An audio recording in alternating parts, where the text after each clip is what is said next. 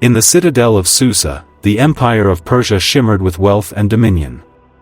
King Xerxes, seated on a throne of unmatched power, ruled over 127 provinces from India to Kush.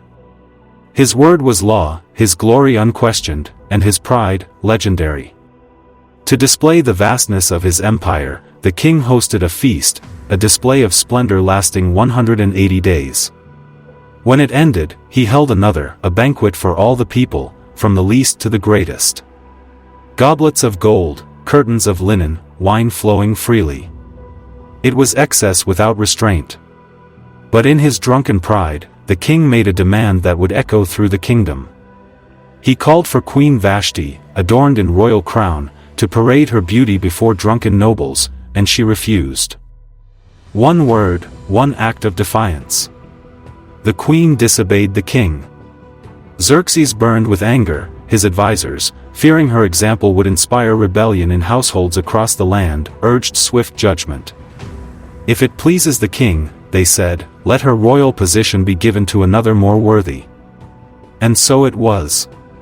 The queen was removed, the crown cast aside, an empty throne awaited.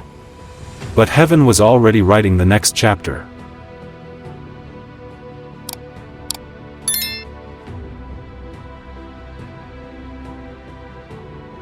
She was not a queen, not noble, not a person of influence. Just a young Jewish orphan named Hadassah, living in exile under the care of her cousin, Mordecai. But the God who lifts the lowly had his eye upon her. When the decree was sent throughout the kingdom to gather young women for the king's search, Esther was taken. Brought into the palace, veiled in anonymity. She told no one of her people, no one of her past, but something about her set her apart. Where others sought beauty through perfume and jewels, Esther displayed grace, humility, and favor. The eunuch in charge took notice, so did the king. And when her moment came, when she stood before Xerxes, the king loved her more than any other. He placed the royal crown on her head and declared her queen. From the shadows of exile to the heights of royalty, Esther was lifted. But not for comfort, not for luxury, for a mission not yet revealed.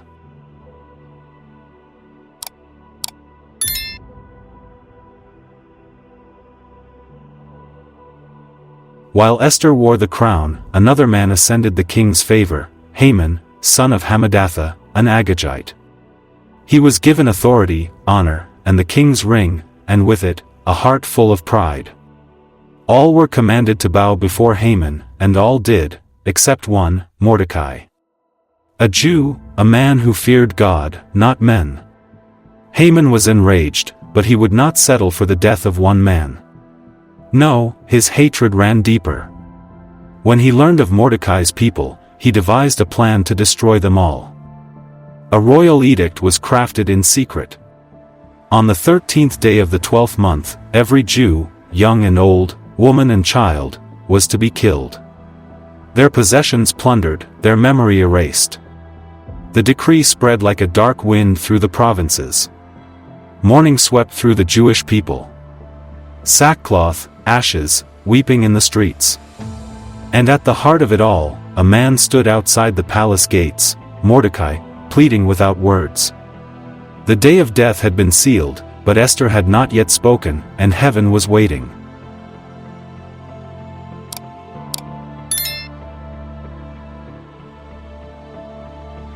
News of the decree reached Esther, but not its details. Only that Mordecai was clothed in sackcloth and crying out in the public square. Alarmed, she sent garments to clothe him, but he would not be comforted. Instead, he sent a message, a plea, a charge. Do not think that because you are in the king's house, you alone will escape. If you remain silent at this time, relief and deliverance for the Jews will arise from another place, but you and your father's house will perish. And who knows but that you have come to your royal position for such a time as this? The weight of destiny pressed upon her. To go before the king uninvited was to risk death, yet to remain silent would be to deny the reason she had been raised. She answered with resolve. Go, gather all the Jews in Susa fast for me.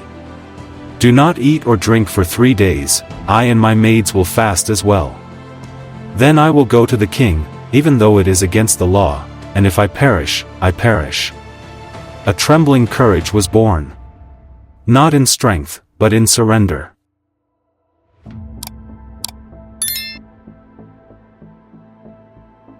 On the third day, Esther clothed herself not only in royal garments, but in courage.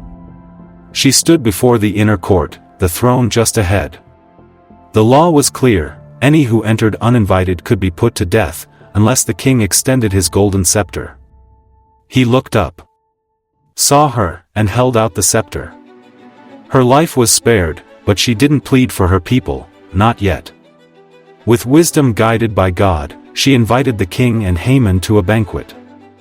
And then, another. 2 invitations, 2 nights of suspense. Haman, drunk with pride, believed he was being honored. But beneath the surface, a divine strategy was unfolding. One that would expose wickedness, one that would prepare the stage for justice. The seed of deliverance had been planted, and Esther was not finished speaking.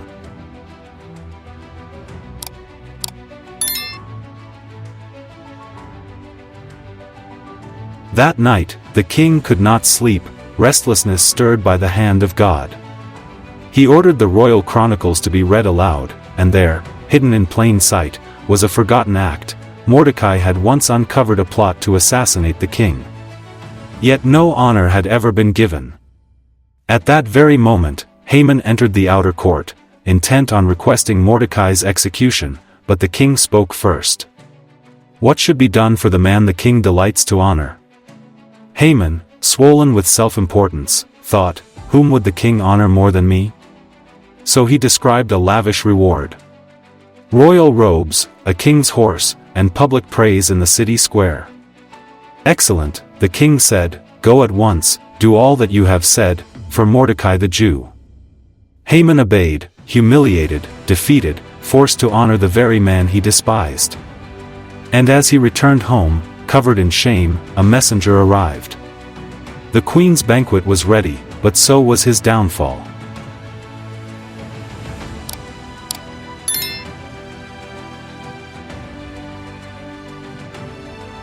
The second banquet began.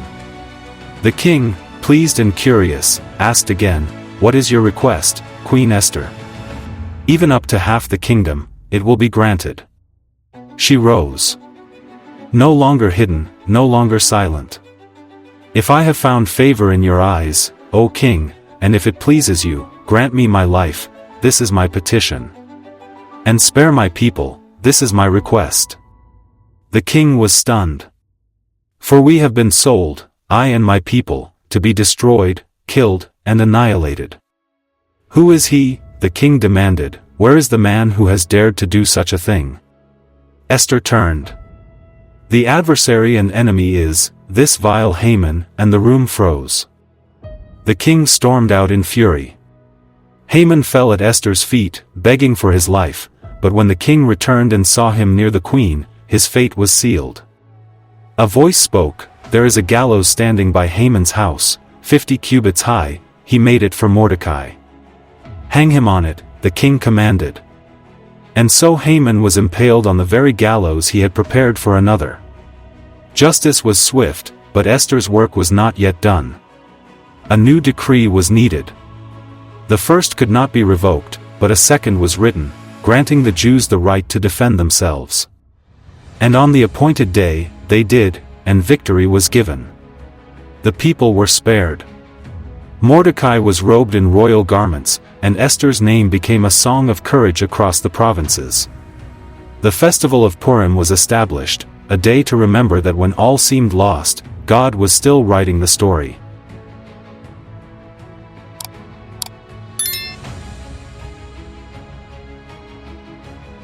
She never sought the throne, never imagined a crown. Esther was a servant girl, an exile, a whisper in a foreign land. But God does not search for the qualified, He qualifies the willing. In a palace built on pride, she walked in humility. In a moment marked by death, she chose life. And through one act of obedience, an entire nation was saved. Not by sword, not by might, but by the courage to speak when silence was safer. Her story is not just ancient history, it is a mirror for us today. For we, too, are placed in moments of decision. We, too, are called to stand when fear says sit down, to speak when the world demands our silence. The name of God is never mentioned in the book of Esther, and yet, His presence is everywhere. In the timing, in the reversals, in the courage, in the crown. Because even when His name is not spoken, His hand is never absent. And so the question remains, who knows, if you have come to your position, your season, your moment, for such a time as this?